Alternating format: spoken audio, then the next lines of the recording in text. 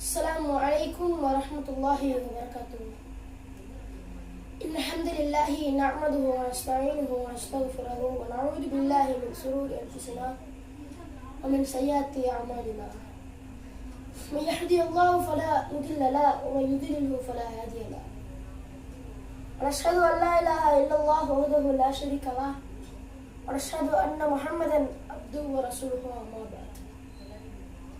أعوذ بالله من الشيطان الرجيم. بسم الله الرحمن الرحيم. قال رب اشرح لي صدري ويسر لي أمري واحلل عقدة من لساني يفقهوا قولي ربي زدني علما.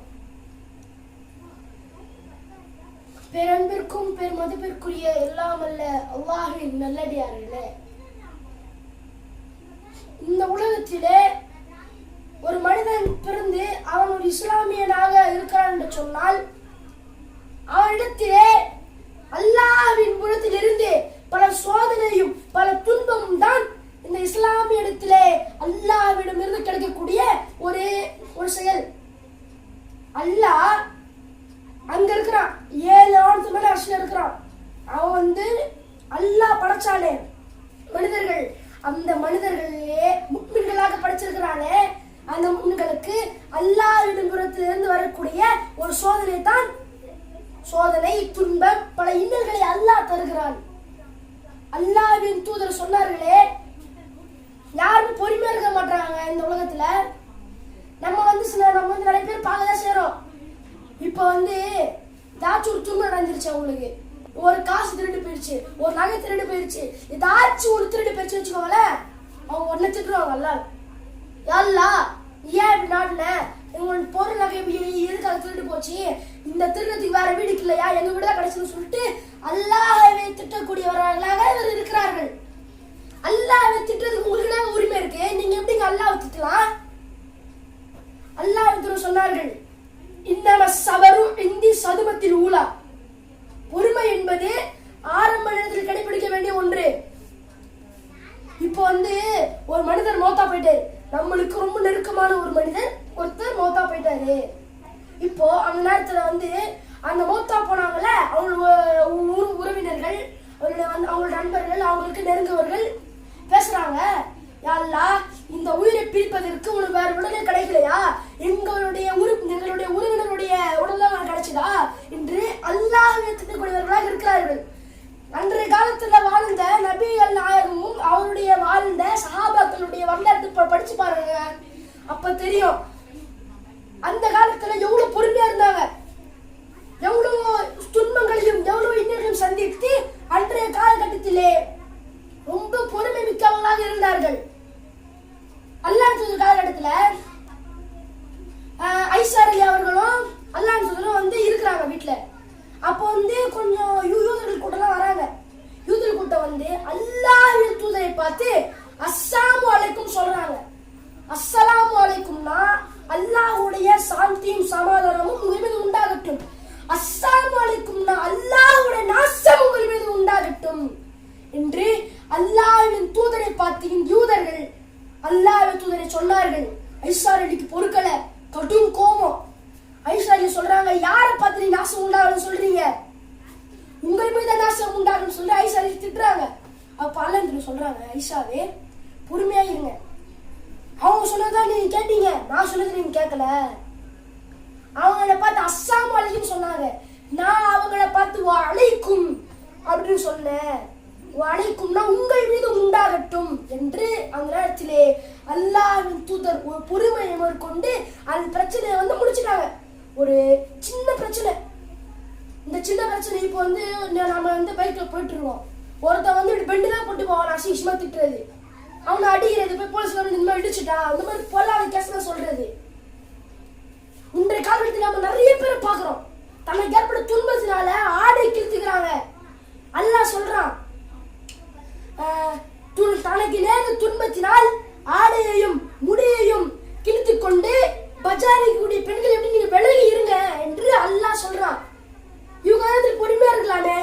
இப்போ ஒருத்தர்கிட்ட ஒரு நபர் கடை வாங்குறாங்க, அவருடைய பேக்ரவுண்டு எதுவுமே அவருக்கு தெரியல, இவர் இப்படிப்பட்ட ஆள், இவன் ஏன் கேடு கட்டவாங்க, அவகிட்ட போயிட்டு பேக்ரவுண்ட் தெரியாம அவர்கிட்ட போயிட்டு கடை வாங்குறாரு.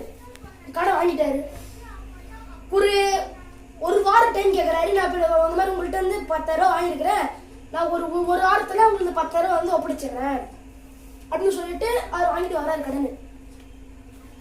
அதுக்கு ஒரு வாரம் ஆகுது, ஒரு எக்ஸ்ட்ரா ஒரு 1 hour ஆயிடுது. அது காசு கொண்டு எடுத்துட்டு போயிட்டு கொடுக்கறதுக்கு ஒரு 1 hour ஆயிடுது. அப்போ அந்த எக்கடு கிட்ட இருக்கிறாள், அவர் என்ன பேசுவா? ஏண்டா அறிவு இல்லையா, வெக்கம் இல்லையா, மானை பச்சை பச்சை திட்டக்கூடியவனாக இருக்கிறான். இவன் பொறுமையின் இடத்துல யோசிச்சு ஒரு அவனோட தெரிஞ்சவங்க, அவனோட நண்பர்கள், அவனோட சொந்தக்காரர்கள்ட்ட வாங்கினா இந்த அவமானம் அவனுக்கு இருந்திருக்குமா? சிந்திக்க மாட்டார்கள். பொறுமையை மேற்கொண்டால் நாளை மறுமையிலே நம்மளுக்கு நல்ல சொர்க்கம் காத்திருக்கிறது. அல்லாஹ் திருமறை சொல்கிறானே, பொறுமை வரைக்கும் நற்செய்தி கூறுங்கள். அல்லாஹ் சொல்லிட்டா பொறுமைக்கு வந்து நற்செய்தி கூறுங்கள்ட்டு. இதுக்கு மேல நம்ம என்ன வேணும்? இப்போ அன்றைய காலகட்டத்துல வந்து ஒரு நபி தோழி இருக்கிறாங்க. ஒரு நபி தோழர் வந்து அல்லாஹ் எடுத்து வராரு. அல்லாஹ் சொல்றாங்க, இந்த மாதிரி நான் வந்து உங்களுக்கு வந்து சொர்க்கத்துல நுழையக்கூடிய பெண்மனை காட்டட்டா அப்படின்னு சொல்லிட்டு கேக்குறாங்க, சொல்றாங்க. அதுக்கு அந்த நபி தோழர் அல்லாஹ் தூதரே காட்டுங்க அப்படின்னு சொல்லிட்டு சொல்றாங்க. அதுக்கு அல்லாஹ் சொல்றாங்க, இந்த கண்ணம் கருத்த ஒரு பெண்மணியை அல்லாஹ் தூதர் அவர்கள் சொர்க்கத்தில் உள்ள ஒரு பெண்மணியாக காட்டினாங்க. அவருக்கு ஆச்சரியம். அவரு உன்னைக்கு இவங்களா அப்படின்னு கேட்கிறாரு. அதுக்கு அல்லாஹ் சொல்றாங்க, இந்த மாதிரி இந்த பெண் என்கிட்ட வந்துச்சு, இந்த பெண் என்கிட்ட வந்தாங்க, இவங்களுக்கு வந்து வலிப்பு நோய் இருக்கு. எனக்கு அல்ல பெண்மணி அல்லாஹ் சொல்றாங்க, அல்லாஹ் தூதரே எனக்கு வந்து வலிப்பு நோய் இருக்கு. நான் வந்து மக்களோடு சபையில் சாலையில் நடந்து செல்லும் பொழுது எனக்கு வலிப்பு நோய் வந்து நான் கீழே விடுகிறேன், என்னுடைய ஆடை விலகி விடுகிறது என்று அந்த நேரத்திலே அல்லாஹ்வுடைய தூதரை கிட்ட அந்த விஷயத்தை சொல்றாங்க. எனவே நீங்கள் எனக்காக அல்லாஹ்விடம் பிரார்த்தியுங்கள் என்று சொல்றாங்க. அதுக்கு அல்லாஹ் சொல்றாங்க, நீங்க பொறுமையா இருங்க, பொறுமையா இருந்தா அல்லாஹ் வந்து உங்களுக்கு சொர்க்கத்தை தரான் சொல்றாங்க. அதுக்கு அந்த பெண்மணி என்ன சொல்றாங்க, அல்லாஹ் தூதரே எனக்கு வந்து வலிப்பு நோய் இருக்கட்டும், என்னுடைய ஆடை வெளுக்காம இருப்பதற்காக அல்லாஹ்விடத்திலே நீங்கள் பிரார்த்தனை செய்யுங்கள் என்று அந்த பெண்மணி பொறுமையை மேற்கொண்டார்கள். பொறுமையை மேற்கொண்டு அல்லாஹ்வின் தோழத்துல இந்த விஷயத்தை சொன்னதும் அல்லாஹ்வின் துஆ செஞ்சாங்க. இதெல்லாம் பொறுமை கிடையாதா? இந்த பொறுமை கூட இல்லாம சில நபர்கள் ஏதோ ஒரு சின்ன பிரச்சனை, என்ன கிள்ளிட்டா, என்ன அடிச்சுட்டா, இந்த மாதிரி சின்ன சின்ன விஷயத்துக்கெல்லாம் போயிட்டு ஒரு பெரிய கும்பல சேர்த்து வந்து அடிக்கிறது. ஒரு பொறுமையை மேற்கொள்ளாமல் இந்த இடத்துல வந்து நிறைய நபர்கள் நாம் பாக்குறோங்க. ஒரு சின்ன விஷயம் தான், சின்ன விஷயத்துக்கு கூட ஒரு பொறுமை இல்லாமல் வந்து எவ்வளவு பெரிய விஷயமா ஆக்கிடுறாங்க. அன்றைய காலத்துல கூட வரலாறு படம் படிச்சு பார்க்கணும், எவ்வளவு சஹாபாக்கள் எவ்வளவு பொறுமையாக இருந்தாங்க. அன்றைய காலகட்டத்தில் அடிமைகள் இருந்தாங்க. அந்த அடிமைகளை முஸ்லிம்களாக மாறிவிட்டார்கள் என்று அந்த காஃபிர்கள் அவர்கள் எவ்வளவு சித்திரவதைப்படுத்தினார்கள். எதிர்த்து கேள்வி கேட்டார்களா? பொறுமையா இருந்தார்கள். உதாரணத்துக்கு பிலால் ரலி எடுத்துக்கலாமே. பிலால் ரலி சிறுநிலம் கொடுத்து இரும்பு ஆடையால் அவரை மண்ணில் இழுத்து சென்றார்கள். இந்த பொறுமை இல்லையா? இதை பண்ணிட்டா என்னத்தையும் எவ்வளவு கத்திருப்பானுங்க, அடிச்சிருப்பானுங்க. அவர் பொறுமையா இருந்தாரு, அவர் வந்து நிறைய நன்மை கிடைச்சது. சுமையா என்ற பெண்மணி இஸ்லாத்திற்காக முதல் உயிர் தியாகம் செய்த பெண்மணி சுமையா ரலி அவர்களை கொண்டார்களே, அந்நேரத்தில் அவர்கள் பொறுமையை மேற்கொண்டார்கள். அவர் ஷஹீத் கிடைத்தது. ஒரு நபித்தோழர் வந்து போர் நல்லா இருங்க, கைபர் போர் நல்லா போர் செய்றாரு. சஹாபாக்கள் எல்லாம் சொல்றாங்க, இவர் வந்து நல்லா போர் செய்றாரு, நல்ல வீரா இருப்பாரு, இவர் வந்து மௌத்தபிடி வந்து ஷஹீத் தான் சொல்லிட்டு சொல்றாங்க. அது அல்லாஹ் சொல்றாங்க, இல்லைங்க நீங்க நல்லதான் போர் செய்யறாரு, ஆனா இவரும் ஷஹீத் கிடையாது, சொர்க்கவாசி கிடையாது, இவர் வந்து நரகவாசி, இவர் செல்லக்கூடிய இடம் ஜஹன்னம் தான் என்று அல்லாஹ்வின் தூதர் சொல்றாங்க. அப்ப அப்ப வந்து நபி தோழர்கள் ஒரே ஆச்சரியம். அந்த நபரை நோக்கி பின்தொடர்ந்து செல்றாங்க. அவங்க அந்த நபரை தூக்கி பின்தொடர்ந்து செல்றாங்களா? அப்ப என்ன ஆகுது, இந்த பேர் நல்லா போயிடுறாரு. திடீர்னு ஒருத்தர் வந்து அவரோட வயிற்ற கிழிச்சிடுறாரு. அவருக்கு வலி தாங்க முடியல, கீழே விழுந்துடுறாரு. வலி தாங்க முடியாம அவருடைய வாழை வைத்து கழுத்து செத்துறாரு.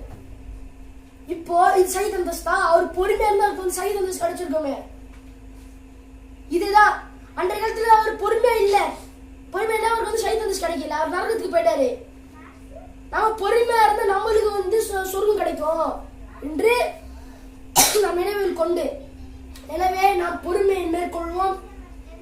அன்றைய காலகட்டத்திலே வாழ்ந்த நபி அவர்களும் நபி தோழர்களுடைய வரலாற்றை எடுத்து படித்து அதிலிருந்து படிப்பினை பெறக்கூடிய மக்களாக அல்லாஹ் உங்களையும் என்னையும் ஆகிய அருள் புரிவானாக என்று பிரார்த்தித்த வண்ணம் எனது உரையை முடிக்கிறேன். அல்ஹம்துலில்லாஹி ரப்பில் ஆலமீன். அஸ்ஸலாமு அலைக்கும் வரஹ்மத்துல்லாஹி வபரகாத்துஹு.